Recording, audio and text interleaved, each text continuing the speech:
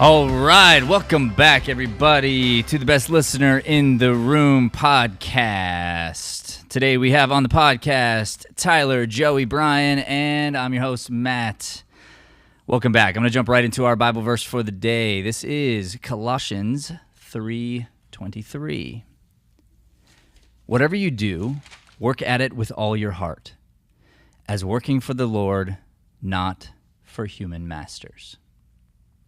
Whatever you do, work at it with all your heart, as working for the Lord, not for human masters. All right, so today is a topic that was inspired off of yesterday's show, where we were talking about laziness a little bit, and we thought it'd be good to go deeper into this idea of the calling to work, the feeling that man needs to work. And this is for anybody, but specifically we're dealing with men needing to work. Is that correct? Well, I said man. You're saying men. Man.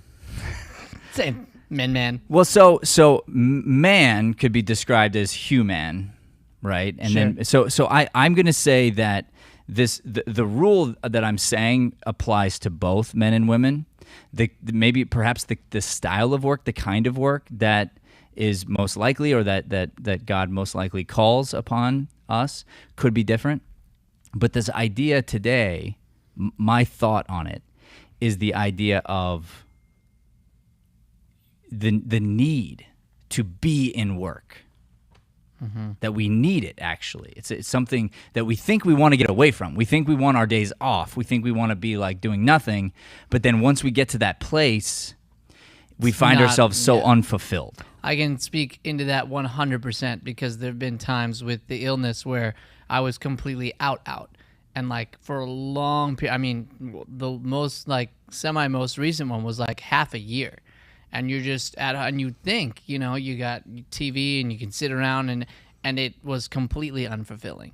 Like you feel this need to do something, to be attributing in some way and to be making an impact in some way. I think you mean contributing. Contributing, that's what I meant. Yeah, contributing. Yes, that's the word I meant. Thank you. Yeah. So then what's interesting is perhaps you're in that state, let's say, and you do anything. Like anything. Let's say you get off the couch and go, to a kid's, like your nephew's birthday or something. Mm-hmm. You feel good, actually. You feel accomplished because it's like, I did something today. Definitely. Right? Yeah.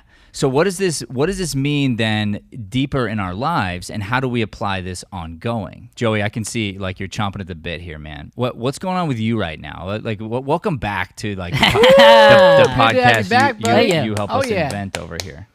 No, I think I'm 25, so I think that young people specifically 25 have yeah. He's an adult now. I'm trying to get better with this. Can he rent a car? Can he rent a car? Is it yes, 25 or 25 26? is 25. 20, no, no, it's 21. It's not. It might be 24. It's definitely more than 21. So let's just, can we just stop here for 1 second and just acknowledge how messed up the world is? Oh yeah, the number. You can't rent a car until 25. Yeah.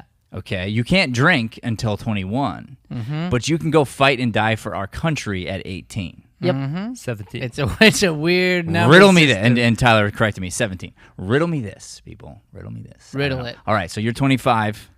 I was just gonna say I feel strongly that like young people have missed the mark in some aspect when it comes to being called to work, and that's from working in a couple different jobs, different environments, and just speaking from my own experience. But can I interject there, and you can tell me if I'm right or not? Yeah. I think that your generation specifically was lied to hardcore, and you weren't.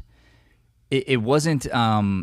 These particular like work values that the older generations have weren't instilled in you. In fact, the opposite was instilled in you to a point where if you had to work hard, you almost were like feeling bitter and then you were acknowledged for feeling bitter, and you were, you were praised for feeling bitter, and the hard work was almost like shunned. Yeah. And so it became this weird taboo thing to work hard. It was like, wow, that's like a thing that we don't That believe guy in. works hard, like.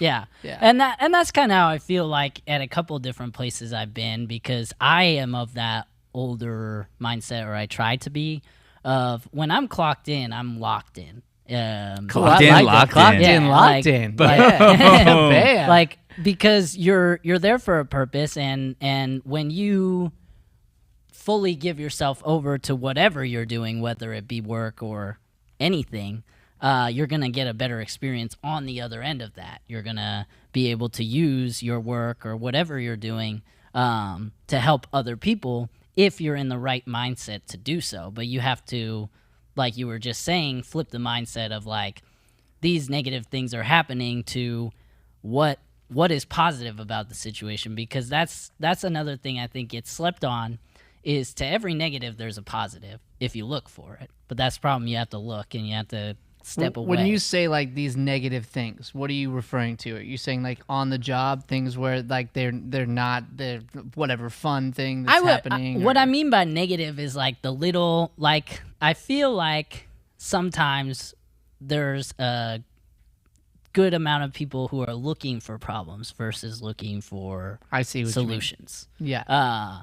And because of that, like Matt said, you get a room full of those people, nothing's going to get done. You're going to get a whole lot of complaining, and the ball doesn't get pushed forward at all.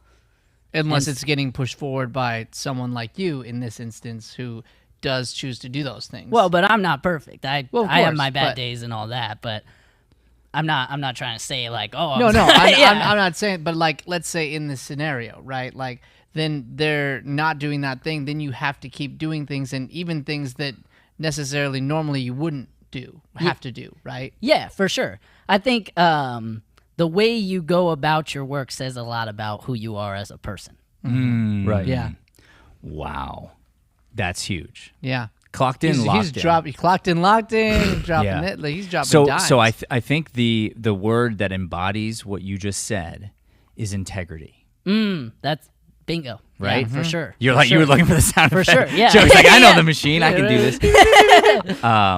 It's integrity, Yeah. right? And this it goes back to the idea of looking in the mirror. We talked about this yesterday. You know. And if you're honest with you, it's depressing if you didn't show up. yeah, Yep. And you have to be like, you know? So this idea of integrity, I think this really pulls back to the Bible verse from today.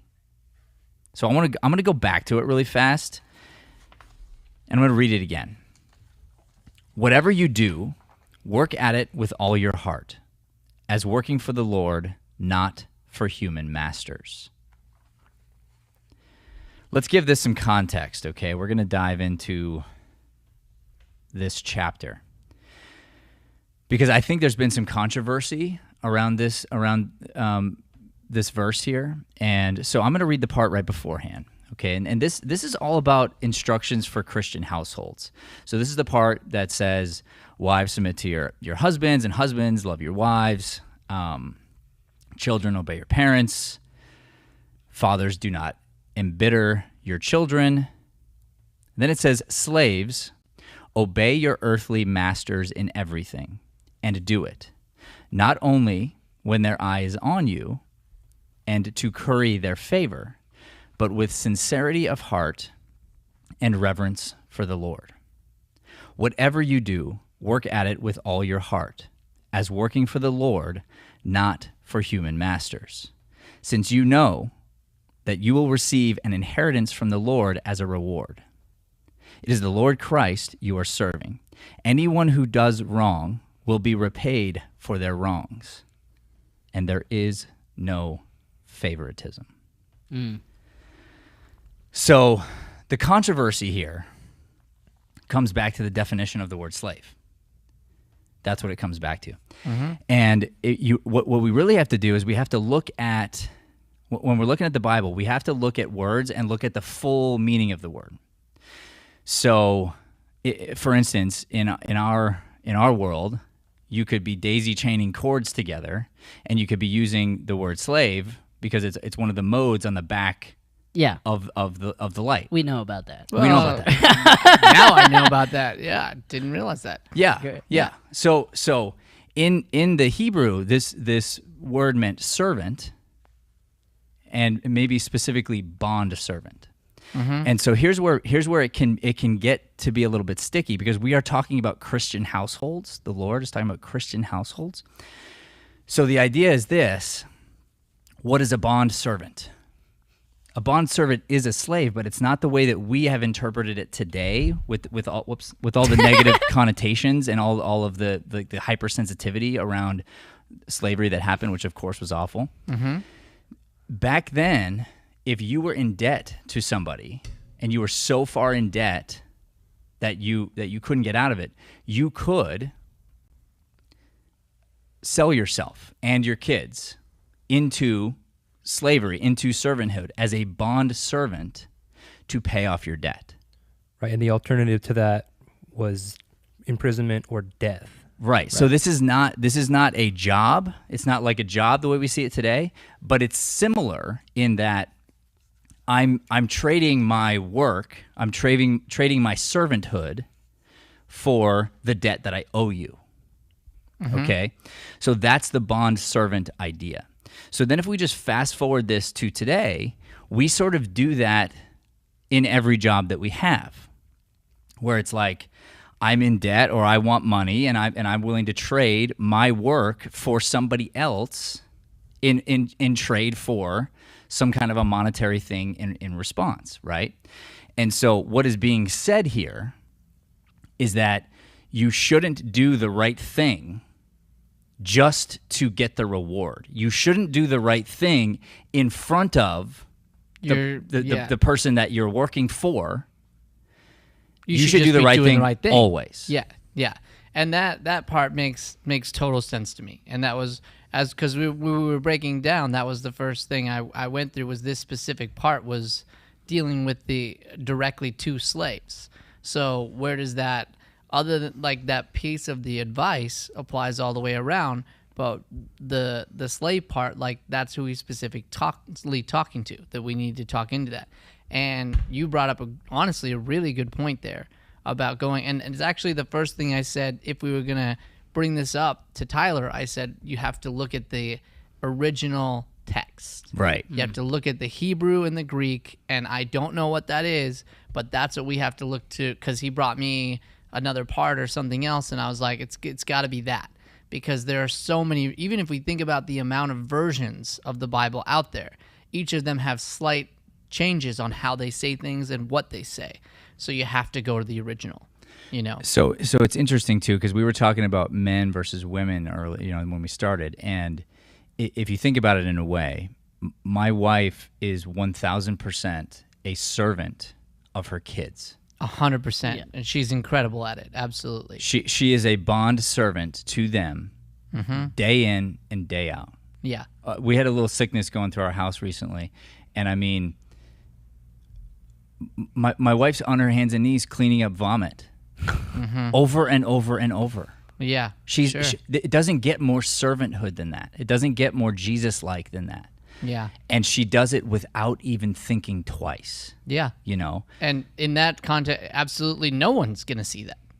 Nobody will. That's see right. that. That's right. I see it, and I try. I wish Try I not to wish see I it. Not to see it, yeah. Yeah. I mean, I would help, of course. I would do whatever, of course. But like, she takes the lead on it, and she says, "This is my servanthood. I've chosen this. I chose it. Yeah. Therefore, what I do, and how I complain or don't complain, how I talk about it or don't talk about it, and is she waiting? Like here's what the Bible's saying. If she's waiting for, say, me to come home before she cleans the vomit so she can get credit, Right. Yeah. versus I know vomit happened, I come home, I know there's no vomit. I know who did it. You put two and two together. Yeah, it wasn't the kid. That's Yeah. right. I can figure it out on my own. Yeah. Unless you surprise me, I can just make that assumption, and I can just be eternally grateful. Yeah. And then it's like, oh man, I'm like literally convicting myself as I speak, because I'm like, did you thank your wife enough? Yeah. Because I did thank her. Yeah. Did I thank her enough? Because I can visualize her washing the feet of Jesus when she's Yeah. on the ground cleaning up the vomit. Well, and that goes into this deeper second part of this is the idea, and it talks about this, that it should be for your Father in heaven. You're doing these things for God. You know, it's not for the people who are right there. And even if it was, it's actually because you know what it means to look like, to act like, to be a follower of Christ, and you're acting out on those things. Yeah. Yeah. Absolutely. So Joey, you're jumping into a workplace just now recently, right? Yeah. Tell me about that. Well, I'm a team member with the Cardinals, so I get to work at the stadium, which is sick. I'll be working tomorrow night for the Thursday night football game. Rise Right up, Red Sea. Very exciting though.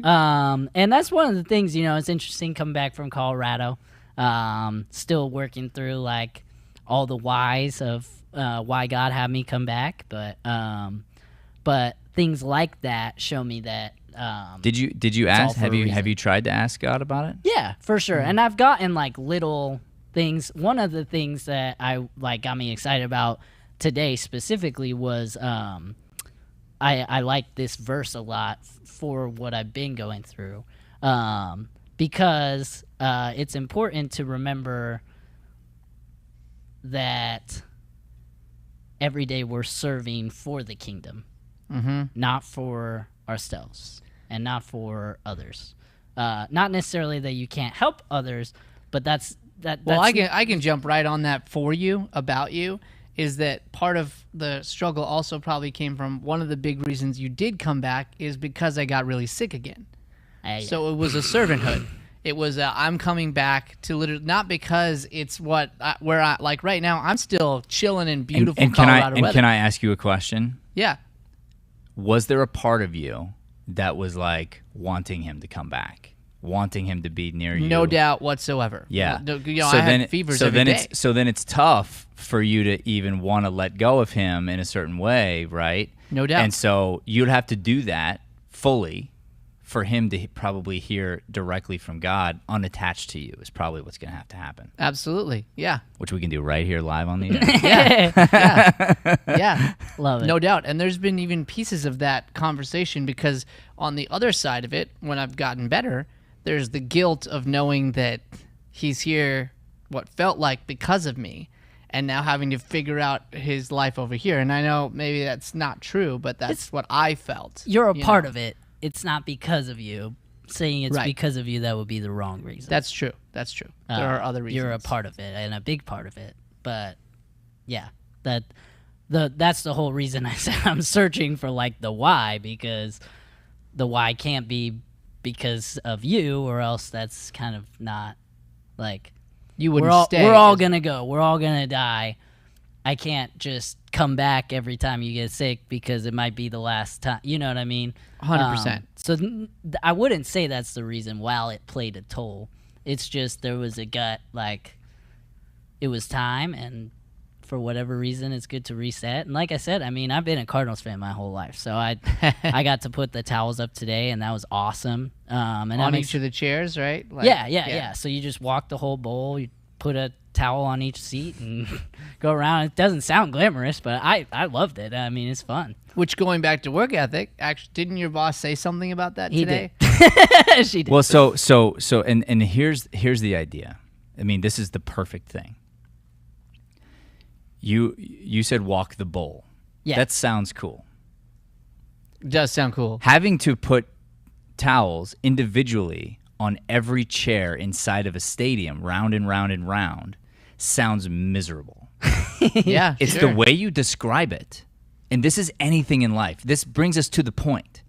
If you look at it as God's work always, if you find that way to do that, you may or may not get a raise, you may or may not get a promotion, and it doesn't matter. The point of it is you have a responsibility to see it from that perspective.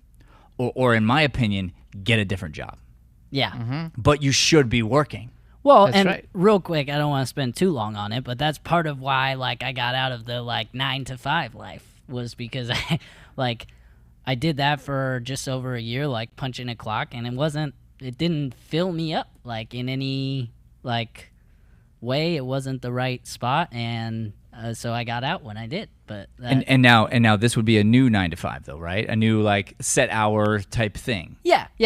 It's not like, it's more of like a part-time thing. Like you get to work. Like the nice part about it is you work whatever events you want. So they send them to you and then you just say yes or no. Right on. And depending on the event is how long you're there. So like tomorrow I have a really long shift, 14 and a half hours. 14 and a half hours, yeah. Nice. But it's not always like that. So it's kind of hit or miss. I'll definitely end up, but that's the Well, thing. and part of the shift is the game, right? Like you get to be Oh. at the game. Yeah. Like in the stadium. Yeah. Like walking around in cool spots and the game's happening. Yeah. Which is something he does love. I you know.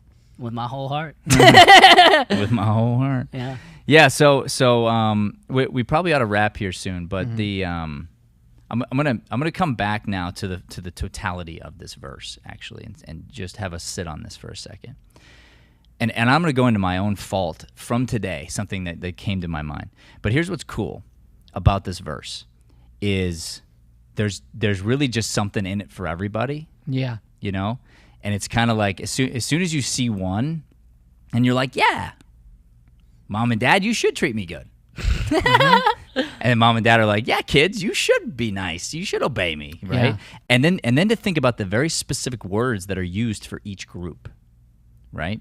So I'm going to give you an example of me and my daughter. My daughter did a little podcast today. That's a And big podcast even. She is blowing my mind at how amazingly talented she is. I just love her so much. But she called me like 3 times from her iPad, and she's like, Daddy, when are you going to come get me, you know? And so I said, I'll come get you now. You can help me set up. All right? This is a story. So she's very excited. So she comes down here, and I'm trying to teach her, but I'm also trying to get it done. And then she keeps asking me questions about things that were kind of unrelated, and then I caught her kind of doodling a little bit. So I said, Razi, focus in, please. You know, let's get this set up. And she got like, well, I don't know what to do. You know, like a little bit of an attitude about it, like a tiny bit. And I was like, really? And then it blew up to worse than that, where she was very sad. And we had to like make it better. And then we did, like we flipped it, and she had a great show. But the point being, she wasn't instinctively obeying. But if I look at this for me, it says, fathers. It doesn't say mothers. It says fathers. Do not embitter your children. What does that mean, embitter? I made my daughter bitter this morning. to make them, yeah. I reacted in such a way that she had a big response. Which technically she's drawing, right? Doodling at that time, in that moment. No. She was fiddling. Fiddling. She Okay, was got it. I She heard was doodling. She and I was- said, "I'm coming in to help. I'm so excited. Gotcha, I want to help. gotcha. I want to learn." wanted to clarify. Then I got frustrated because she wasn't doing the thing she came in to do. It would have I been see. easier for me to just do it by myself. Gotcha. Right? But the point is, like, we both are wrong, and it's kind of like everyone's always in that place. Yeah. Yeah. And that's what comes back again to the mirror, right? You're mad at your dad or whatever. You're frustrated with your mom, and you go, like, first of all, did I obey? Let me ask that question first. yeah. Because I probably have a part in this. And then you fix you, and you hope that they're going to fix them. But you know, we'll talk about the bubble another day. Yeah, and then yeah, that's what we have to. We have Yeah. to. There, the instructions for the household. You're right. It just made me see it in another way again, really quick, which is that it broke down every piece of the household, Yeah. every piece, all the way down to each person who would, at any point, live in a household. Here's your instruction. Yeah. Hey, Tyler. What's up, Yeah. man?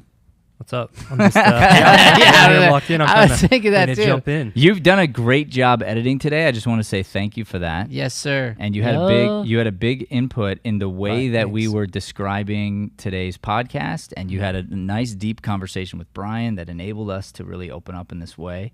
And you weren't a whole lot active on the microphone. I just wanted to make sure that your presence was known today, brother. Oh yeah, shoot. I was the pre-show was crazy. It was wild. It was wild. There's a lot of back and forth. So as we wrap up, let me end with you, Tyler. What's your take on this, and what's your feeling as far as you as a person connected to this idea of needing to work, having a like that it's good for your soul to be at work? Right. So it kind of goes back to like having a purpose for your, even not so like on the major level, like for your life, you have a purpose, right? But every day you have a purpose. When you wake up, if you have nothing to do that day, how do you even get out of bed? Yeah. What are you getting out of bed for? What's the point? Right. What are you going to get dressed for? What are you going to take care of yourself for? In the morning, wash your face, get ready to go. So that leads to an emptiness, a hollowness in some way. Mm-hmm. So therefore, we want to be grateful for our work. We want to show Yes. up with energy, with a smile on our face. We want to pray and put the Lord first. And we want to plan. We want to think to ourselves, okay, tomorrow, if God allows me to wake up tomorrow, Mm-hmm. what am I going to do with it? Absolutely. How am I going to capitalize on tomorrow for the Lord? Right. And don't make excuses. Like, people will hear that, show up with energy, and they're like, I don't know if I can do that. It's on you to be on top of your sleep so that you can show up with energy. Your work that you do the day before affects tomorrow. 1,000%. Absolutely. Way good. Well, geez. Well, Good pudding. Well, I couldn't way get the- good. I couldn't well, get the geez. phrase out. I Well couldn't think of a put was what I better was way to trying to end say. our podcast than a little Brian gibberish. Then a There we little, go, little- way good. Well, geez. Little Brian gibberish. everybody like and subscribe, please. Yes, please do. Thank you so much. We appreciate you tuning in to the Best Listener in the Room podcast. Woo! We'll see you tomorrow. Ready?